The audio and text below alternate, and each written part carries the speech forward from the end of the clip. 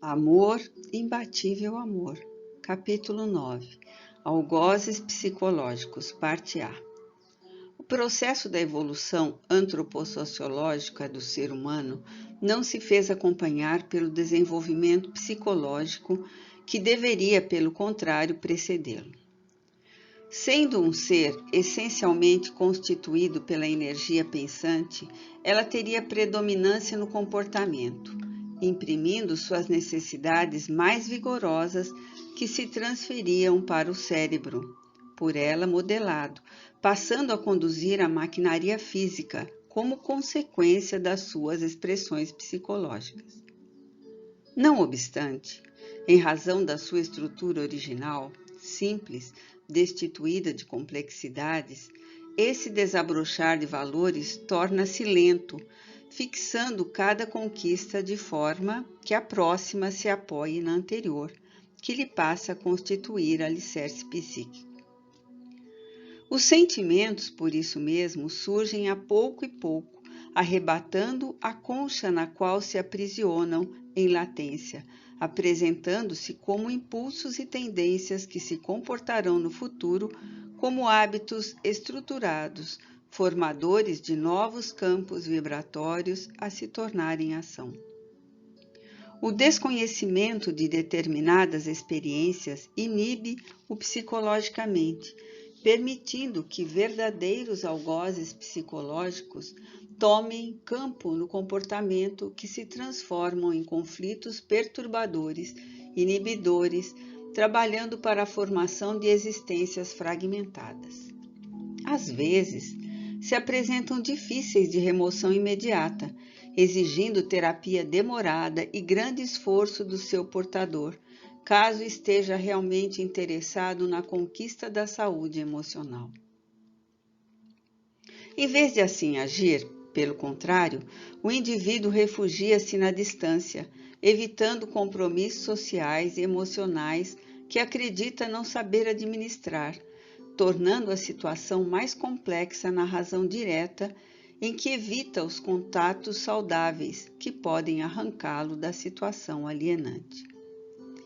Desequipado de coragem e de estímulos para vencer-se e superar os algozes, mais se aflige, reflexionando negativamente e deixando-se embalar pelas mórbidas ideias da autocomiseração ou da revolta, da autopunição ou do pessimismo, que passam a constituir-lhe companheiros constantes da conduta interior, que externa como amargura, insegurança, mal-estar. Os mecanismos da evolução constituem força propulsionadora do desenvolvimento dos germes que dormem em latência, aguardando os fatores propiciatórios ao seu desempenho. A princípio, de forma incipiente, depois com mais vigor, por fim, com espontaneidade que se torna característica da personalidade, abrindo mais espaços para a aquisição dos valores mais elevados da inteligência e do sentimento. Para a eficiência do afã deve ser empreendida uma bem direcionada luta interior, firmada em propósitos de relevância em relação ao futuro e de superação das marcas do passado. A constituição de cada indivíduo mantém os sinais de todo o processo de crescimento, tal como ocorre com todos os seres em a natureza. Na botânica, a cor das folhas e flores, o sabor dos frutos, mesmo que da mesma espécie, expressam as características do solo no qual se encontra. O mesmo ocorre entre os animais, que são resultado das condições climáticas e ambientais, da alimentação e do tratamento que recebem, variando de expressões conforme os lugares onde se movimentam. Muitos caracteres psicológicos têm a ver com os fatores mesológicos e suas implicações na conduta. Assim, os algozes psicológicos que afetam um expressivo número de pessoas aguardam decisão e ajuda para arrebentarem as suas amarras retentivas que impede a planificação da criatura. Timidez. Um relacionamento infantil insatisfatório com a família, particularmente em referência à própria mãe que se apresenta castradora ou se torne superprotetora, termina por impedir o desenvolvimento psicológico saudável do indivíduo, que estabelece um mecanismo de timidez a fim de preservar-se dos desafios que surpreendem a cada passo. Submetido a uma situação constrangedora por impositivo materno, que não lhe permite espaço para a autenticidade, sente-se castrado nas suas aspirações e necessidades, preferindo sofrer limitação a assumir atitudes que lhe podem causar mal-estar e aflições. Por outro lado, superprotegido sente anulada a faculdade de discernimento e ação toda vez que defronta uma situação que exige valor moral e coragem. Refugiando-se na timidez, disfarça o orgulho e o medo de ser identificado na sua impossibilidade de agir com segurança, protegendo-se das incomodidades que inevitavelmente o surpreendem. Como consequência, o desenvolvimento da libido faz-se incompleto, dando nascimento a limitações e receios infundados quanto à própria atividade sexual, o que se pode transformar em conflito de maior profundidade na área do relacionamento interpessoal, assim como na autorrealização. A timidez pode apresentar-se como fenômeno psicológico normal, quando se trata de cuidado ante enfrentamentos que exigem ponderação, equilíbrio e decisão, dos quais resultarão comprometimentos graves no grupo social, familiar e empresarial de qualquer ordem. Poder-se-ia mesmo classificá-la como um mecanismo de prudência, propiciador de reflexão necessária para a adoção de uma conduta correta. Igualmente, diante de situações e pessoas novas, em ocorrências inesperadas que exigem uma rápida resposta, temperamentos existem que se precatam timidamente, sem que haja de forma alguma exteriorização patológica na conduta, tornando-se, portanto, normal. Todavia, quando se caracteriza como um temor quase exagerado ante circunstâncias imprevistas, produzindo sudoreses, palpitação cardíaca, colapso periférico das extremidades, torna-se patológica, exigindo conveniente terapia psicológica, a fim de ser erradicada ou diluída a causalidade traumática, através de cujo método, e somente assim, advirá a superação do problema.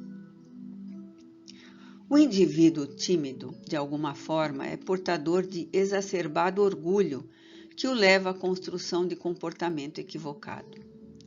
Supõe inconscientemente que não se expondo resguarda sua realidade conflitiva, impedindo-se e aos outros impossibilitando uma identificação profunda do seu self. Noutras vezes, subestima-se a tudo aquilo quanto poderia induzi-lo ao crescimento psicológico, à aprendizagem, a um bom relacionamento social, e torna-se um fardo, considerando que as interrogações que poderia propor, os contatos que deveria manter, não são importantes.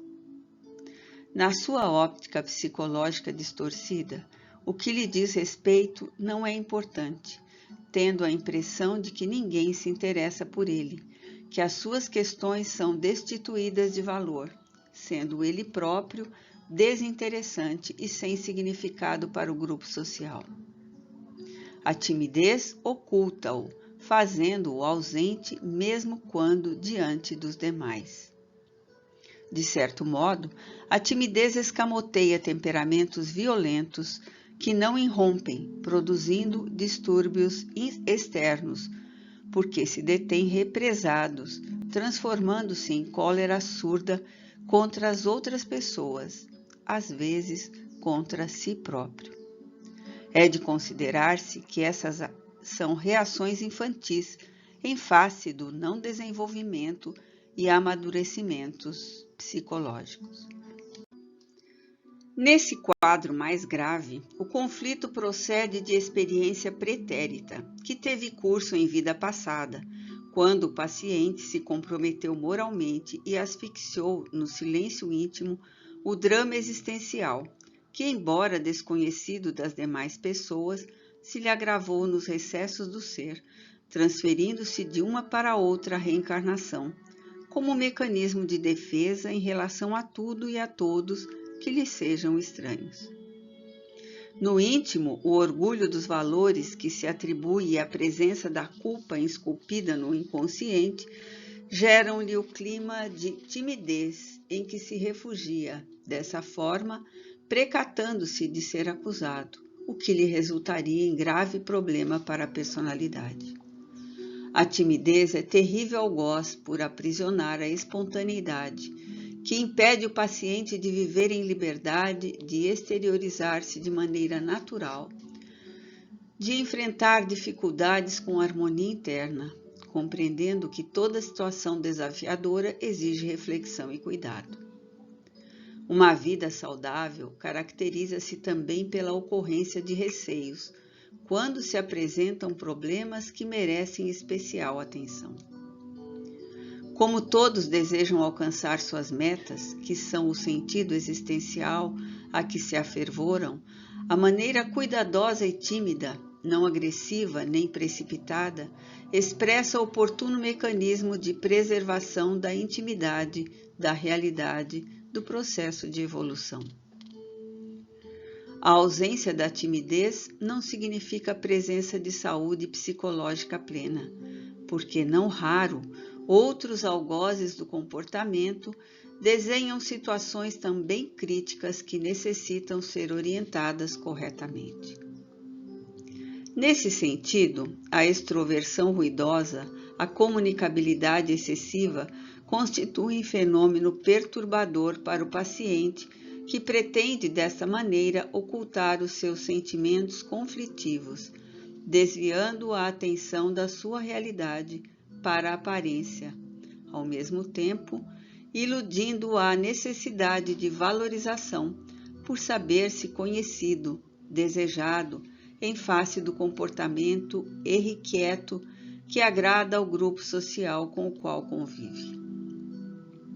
Realizando-se por sentir-se importante, descarrega os medos na exteriorização de uma alegria e jovialidade que não são autênticas.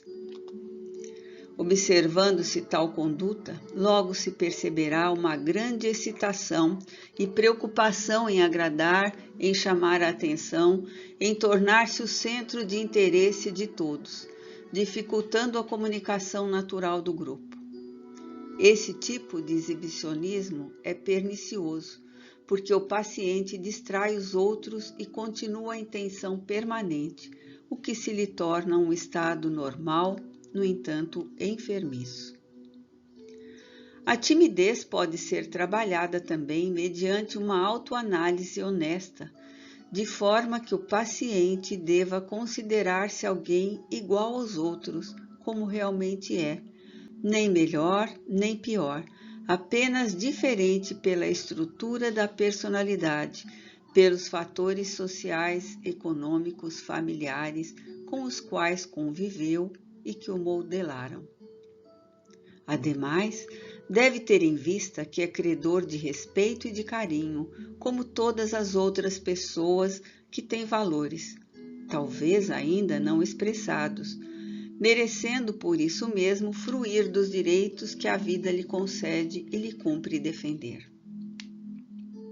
Toda fuga leva a lugar nenhum, especialmente no campo emocional. Somente um enfrentamento saudável com o desafio pode libertar do compromisso, em vez de transferi-lo para outra ocasião, em que lhe serão acrescidos os inevitáveis juros que resultam do adiamento, quando então as circunstâncias serão diferentes e já terão ocorrido significativas alterações. Uma preocupação que deve vicejar no íntimo de todos os indivíduos, tímidos ou não, é que não se devem considerar sem importância ou tão significativo que lhe notarão a presença ou a ausência. Assim, uma conduta tranquila, caracterizada pela autoconfiança e naturalidade nas várias situações, proporciona bem-estar e conquista da espontaneidade. Inibição. A timidez excessiva disfarça o orgulho dominador.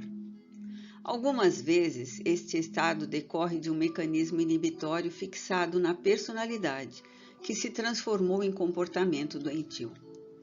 O indivíduo que se atormenta, vitimado pelo complexo de inferioridade, mesmo que camuflado, evita chamar a atenção, embora, interiormente, viva um vulcão de ansiedades e aspirações que asfixia aflitivamente, tomando posições isolacionistas, de onde observa o mundo exterior e as outras pessoas, considerando-as levianas, porque alegres, insensatas, porque espontâneas, ou exibicionistas, porque extrovertidas. Experimentando a castração emocional que o impede, momentaneamente, de viver o clima social em que se encontra, sente-se rejeitado, quando ele próprio quem se recusa a participar das atividades nas quais todos se encontram.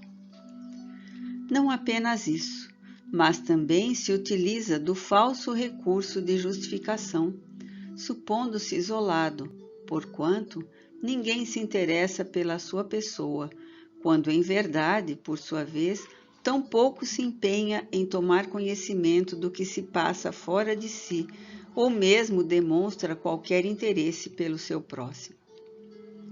Como é natural, não se apresentando receptivo em razão do respeito que todos se devem mutuamente, as outras pessoas poupam-se ao prazer ou não prazer de buscá-lo para manter qualquer tipo de intercâmbio fraternal ou afetivo.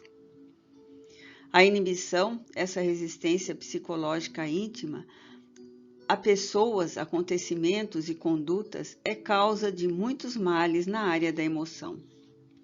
Empurra o paciente para reflexões pessimistas e autodestrutivas como forma de autorrealização doentia.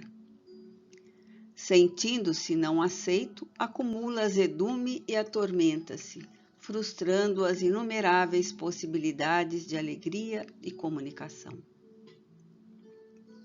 Quase sempre esse estado mórbido decorre de uma infância infeliz, na qual conviveu com pais autoritários, familiares rebeldes e agressivos, sentindo-se empurrado para o ensimesmamento em face do receio de ser punido por qualquer coisa acontecida, mesmo quando não o houvesse praticado, assumindo postura de vítima que se esforça para agradar sempre, estar permanentemente bem com todos, sem ser incomodado pelas ocorrências ou pelas criaturas.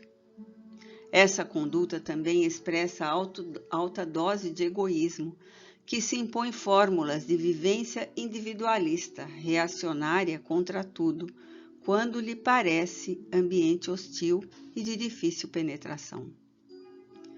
Não possuindo resistência psicológica para sobrepor-se à severidade doméstica, recua para a interiorização, dando asas à imaginação pessimista e perturbada, naufragando no estado de inibição.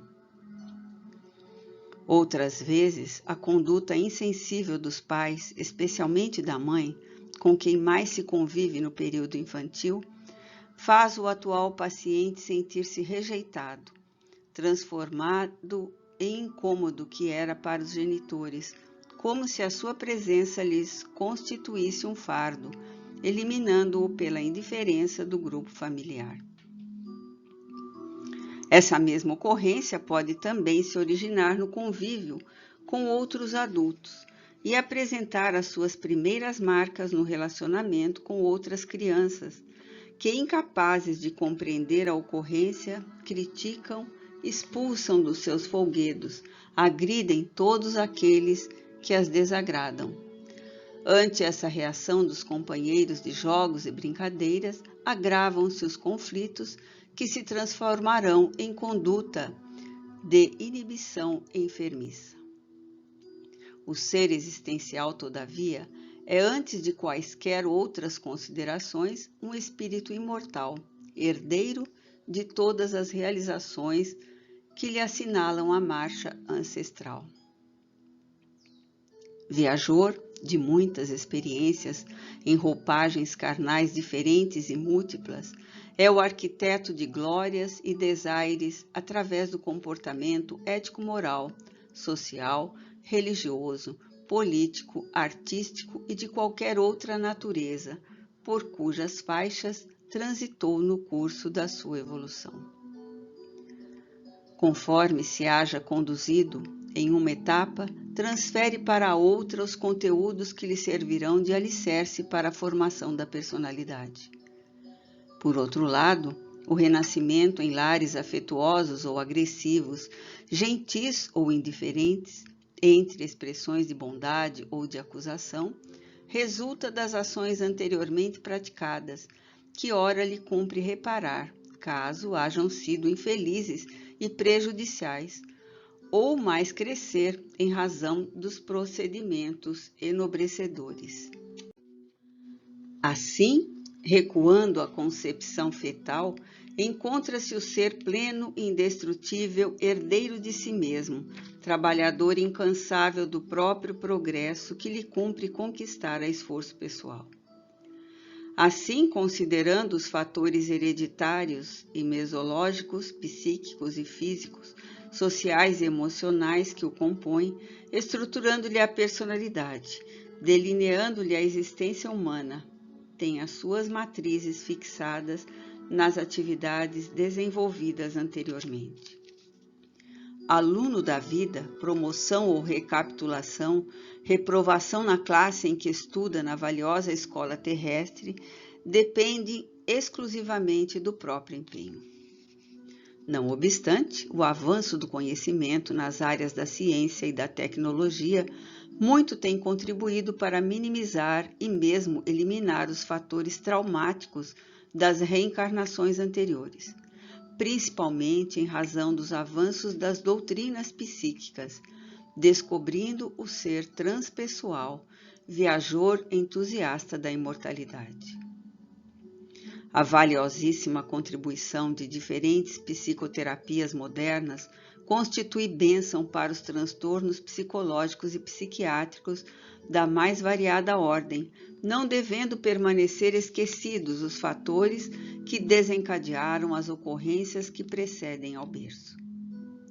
Desde o período perinatal, a partir da concepção que os implementos do pretérito se inculpem no ser em formação, modelando-o conforme as matrizes que se lhe encontram no cerne espiritual. Por outro lado, além das psicoterapias acadêmicas que auxiliam na libertação dos fenômenos de inibição, o interesse do paciente é de grande valia, mesmo durante o processo de reconquista da saúde. Inicialmente, deve ser estabelecido o veemente desejo de sentir-se bem, liberando-se da perturbadora sensação de permanente mal-estar a que está acostumado. Para tanto, a substituição de pensamentos negativos, autopunitivos, autodepreciativos, por outros de ordem emuladora de progresso e da alegria, torna-se de vital importância. Logo depois, a consideração em torno de que todos se apresentam conforme lhes é possível, não lhe cabendo a vacuidade de colocar-se na posição de vítima, em que se é compraz, tendo as outras pessoas como suas adversárias, com ou sem razão. O problema conflitivo se encontra no indivíduo e não no mundo exterior. Quando ele se harmoniza, consegue enfrentar as mais hostis situações como desafios que o incitam ao crescimento interior, ao amadurecimento psicológico, porque a existência humana, em verdade, não é como aprazeria a cada um, mas conforme a estrutura dos acontecimentos e dos impositivos da sociedade, na qual todos se encontram envolvidos. Ainda aí, no processo de autoterapia, é essencial o desenvolvimento da tolerância para considerar as pessoas como seres em crescimento, com dificuldades no trato consigo mesmas e não como criaturas especiais, eleitas, modelos, que devem constituir o melhor exemplo, embora se permita a justificativa de manter-se recluso nas ideias e comportamentos esdrúxulos. Cada indivíduo é um universo de emoções, de conquistas, de valores, por descobrir, merecendo investimentos de alto significado. O desenvolvimento psicológico do ser humano é processo lento que deve apresentar-se seguro, sem oscilações, vencendo as diferentes etapas e fixando-as no comportamento, a fim de que se estabeleçam novos patamares que devem ser conquistados. Esse campo experimental, no qual a emoção se engrandece saudavelmente, é fértil em oportunidades criativas e compensadoras, porquanto a inevitável busca do prazer, da harmonia, se transforma em razões emuladoras para o sucesso.